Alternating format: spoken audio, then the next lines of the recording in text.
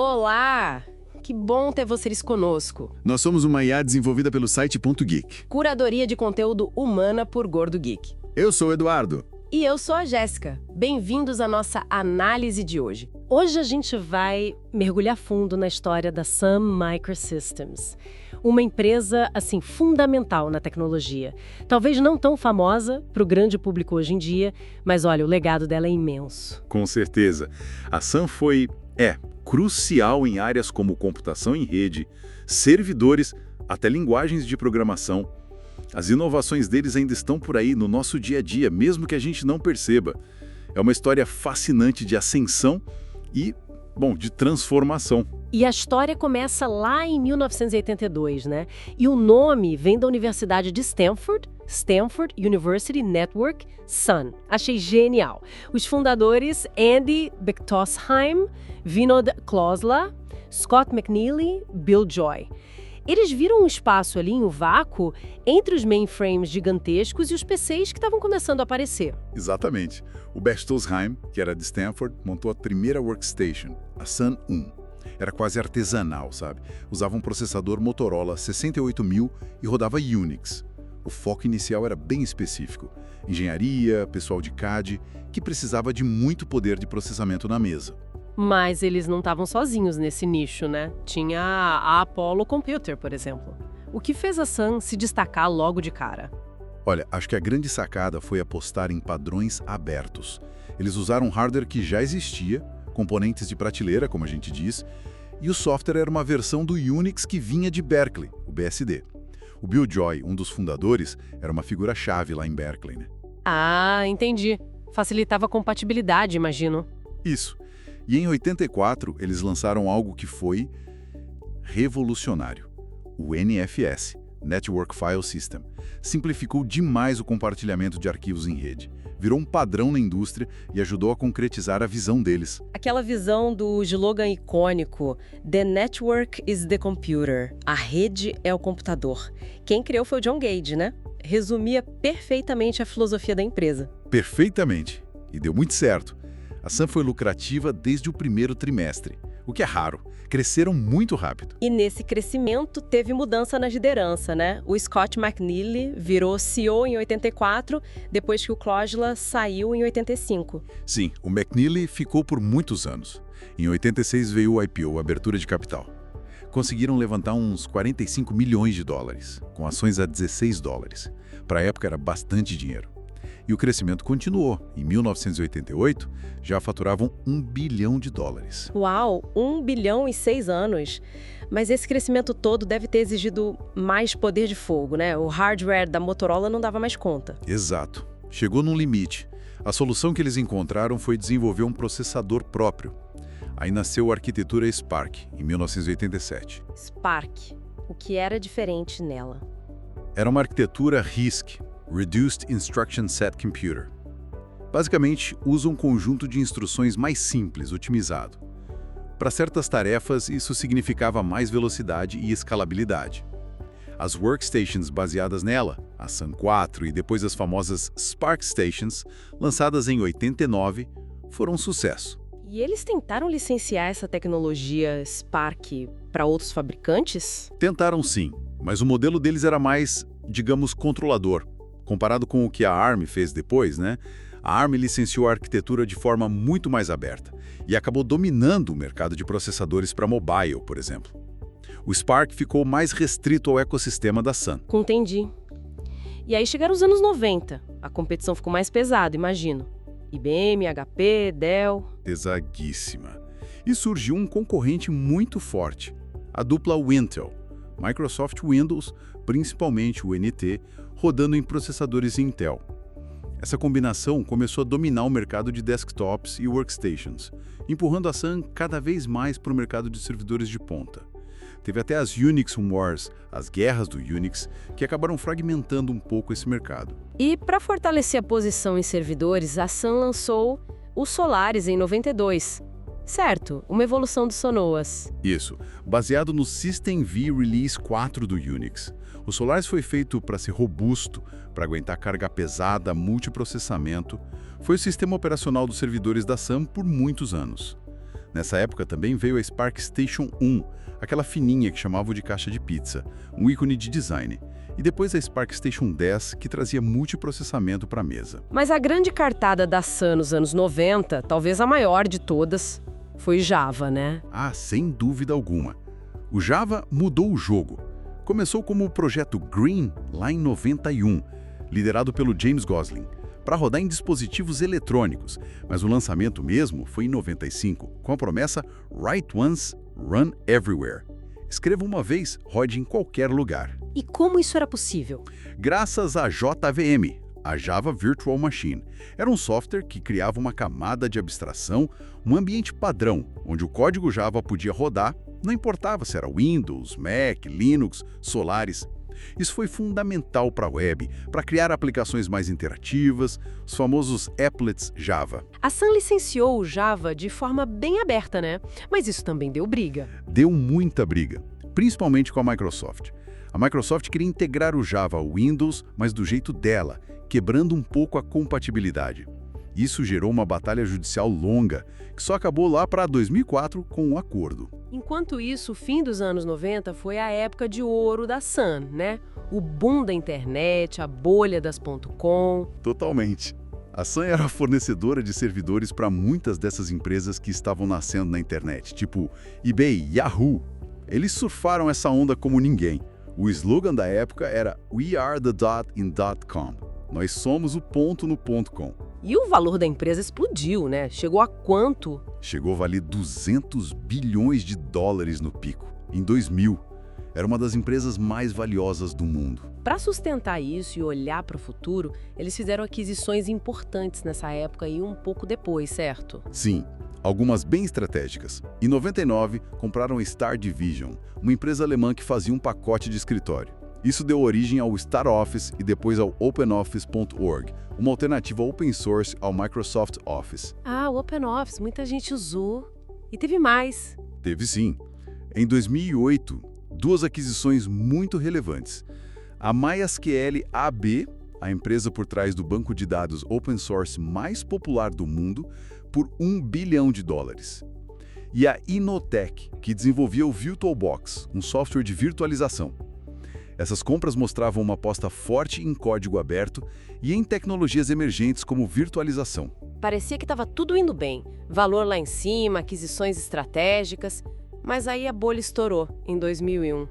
Qual foi o impacto para a Sun? Foi devastador. A receita despencou. Muitas daquelas empresas .com que eram clientes quebraram ou encolheram drasticamente.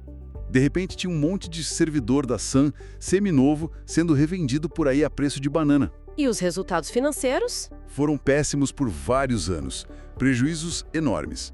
Em 2002, quase $600 milhões de prejuízo.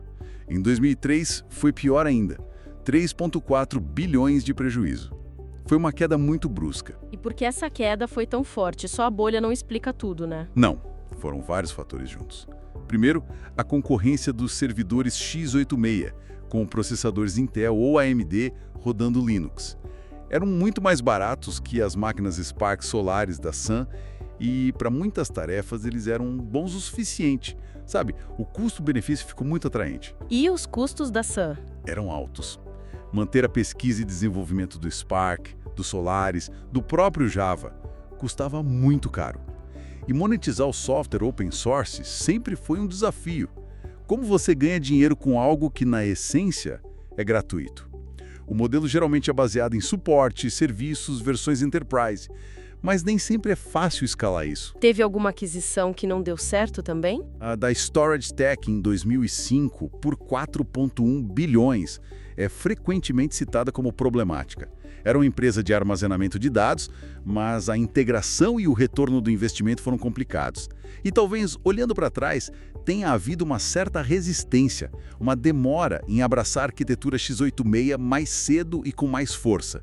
Eles até lançaram o Workstation x86 em 2002, mas talvez já fosse um pouco tarde para recuperar o terreno perdido no volume.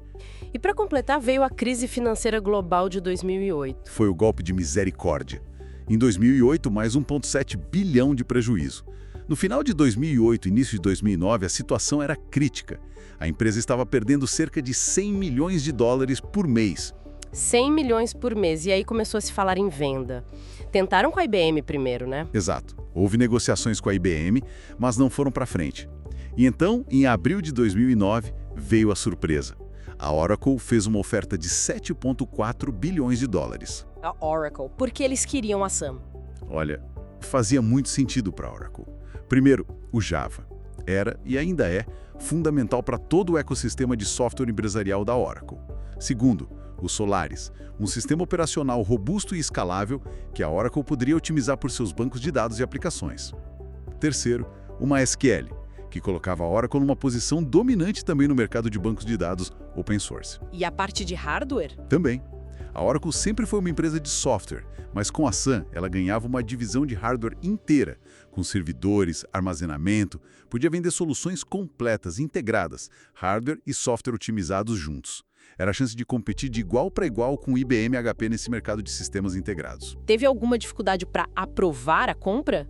Li algo sobre a Europa e o MySQL? Sim, a Comissão Europeia ficou preocupada com a concentração de mercado em bancos de dados, já que a Oracle teria o Oracle DB e o MySQL. Fizeram uma análise mais aprofundada, mas no fim aprovaram a aquisição, com alguns compromissos da Oracle em relação ao desenvolvimento futuro do MySQL. A compra foi finalizada em janeiro de 2010. E aí a Sun Microsystems deixou de existir como marca independente, virou Oracle América. Fim da história para a marca Sun. Para a marca sim, mas não para o legado tecnológico. Isso continua muito vivo. O Java, bom, nem se fala, né? Continua sendo uma das linguagens mais usadas no mundo. Roda em bilhões de dispositivos. Verdade. E o resto? Solaris? O Solaris ainda é usado em sistemas de missão crítica, em grandes empresas, governo. A Oracle continua desenvolvendo. Tecnologias como o ZFS, que é um sistema de arquivo super avançado criado pela Sun, o NFS, o VirtualBox, tudo isso continua evoluindo, seja dentro da Oracle ou através da comunidade open source, como é o caso de forks do ZFS. E o MySQL continua sendo um gigante no mundo dos bancos de dados. E a cultura de open source que a Sun ajudou a promover? Essa influência é inegável. A Sun foi uma das primeiras grandes empresas a abraçar o código aberto de forma estratégica, com o Java, OpenOffice, depois MySQL, VirtualBox, e isso ajudou muito a legitimar o modelo open source no mundo corporativo. E a presença global? Eles atuavam fora dos Estados Unidos, né? No Brasil, por exemplo. Sim, forte presença global. No Brasil, a Sun chegou em 1991, tiveram um escritório grande com centenas de funcionários, muitos desenvolvedores focados em Java, chegaram a cogitar produção local de hardware. Atuaram forte em outros mercados emergentes também, tiveram contratos grandes na Europa. Tem umas histórias curiosas sobre a Sun também, né? O logo deles, por exemplo. Ah, o logo é um clássico. É um ambigrama, você pode girar ele que continua lendo Sun. Muito inteligente. E tem a história do Andy Bechtolsheim, um dos fundadores, ter sido um dos primeiros investidores do Google. Ele passou um cheque de 100 mil dólares para os fundadores do Google em 98, antes mesmo da empresa existir formalmente. Uma visão incrível. Que aposta! E a sede antiga da Sun? Pois é, a sede icônica deles em Menlo Park, na Califórnia, hoje é parte do campus do Facebook e do Meta. E uma curiosidade ainda mais antiga, um dos primeiros campi da Sun foi construído no terreno de um antigo hospital psiquiátrico. Bizarro, né? Que diferente. Bom, tentando resumir essa história tão rica, quais foram os grandes acertos da Sun? Acho que, primeiro, a visão. The network is the computer. Estavam muito à frente do tempo. Segundo, as inovações tecnológicas disruptivas, principalmente o Java e o NFS. Terceiro, a aposta no código aberto, que se provou acertada no longo prazo, e aquisições-chave como a do MySQL. E os erros principais? O que levou à queda e à venda? A lentidão para se adaptar às mudanças do mercado, principalmente a ascensão do x86 com Linux, a dependência muito grande do ciclo da bolha.com, que quando estourou levou a ação junto, a dificuldade em criar modelos de negócios sustentáveis e lucrativos em cima do open source, e talvez algumas aquisições que não deram o retorno esperado ou foram difíceis de integrar, como a Storage Tech. Pode ter havido também uma questão de estratégia de preços, às vezes focando mais em ganhar mercado do que em garantir margens de lucro saudáveis. Que lições a gente pode tirar dessa trajetória toda? Para quem empreende em tecnologia, por exemplo. Várias. A importância de ter uma visão de longo prazo, como eles tiveram no início, a necessidade de inovar constantemente, mas também de saber adaptar essa inovação para o mercado, a importância de entender o ecossistema e os padrões abertos, a dificuldade e a importância de se adaptar rápido às mudanças, mesmo que signifique canibalizar seus próprios produtos às vezes, o desafio de equilibrar crescimento com lucratividade e, claro, a gestão cuidadosa de grandes aquisições. É importante reforçar que, apesar da marca Sun ter desaparecido, o impacto tecnológico dela é inegável. Continua presente na infraestrutura digital que a gente usa todo dia, mesmo sem saber. O DNA da Sun está espalhado por aí. Com certeza. Fica aquela reflexão, né? Como uma empresa tão inovadora, com uma visão tão clara, acabou perdendo a liderança e sendo adquirida. Acho que a história da Sun é um grande estudo de caso sobre o ciclo de vida das gigantes de tecnologia e a dificuldade enorme de se manter no topo num setor que muda tão, mas tão rápido. Esperamos que essa nossa discussão detalhada tenha sido útil e, claro, interessante para quem nos ouve. E se você gostou, não esquece, deixa seu comentário, curte, compartilha com os amigos, isso ajuda muito a gente a continuar trazendo essas informações e análises. É isso aí. Muito obrigado pela companhia e até a próxima. Tchau!